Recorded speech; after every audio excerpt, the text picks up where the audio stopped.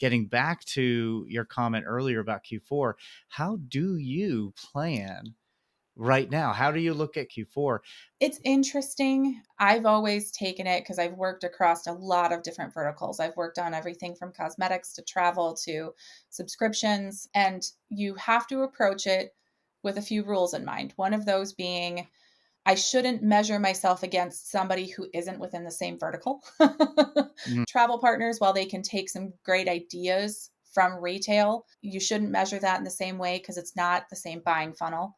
One other piece of that is we still know that if you put surprise sale on something, women tend to love that kind of language and they will probably click through and at least put a few things in the cart. Whether or not they check out is a different piece of the puzzle.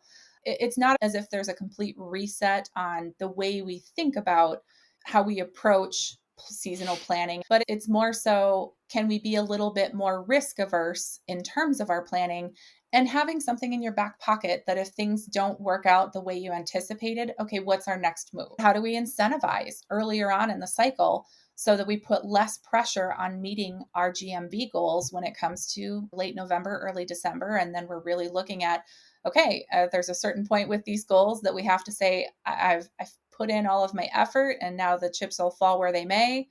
It's a lot about open conversations, establishing trust in that partnership too, so that the partners that I'm working with know that I'm looking at this from all angles and know that I'm trying to have kind of an ace in my back pocket of, okay, if we need to pull a lever, what do we do? And what does that look like? And what is it going to cost? And the more safety plans that you can come up with, I think the just better prepared you end up being.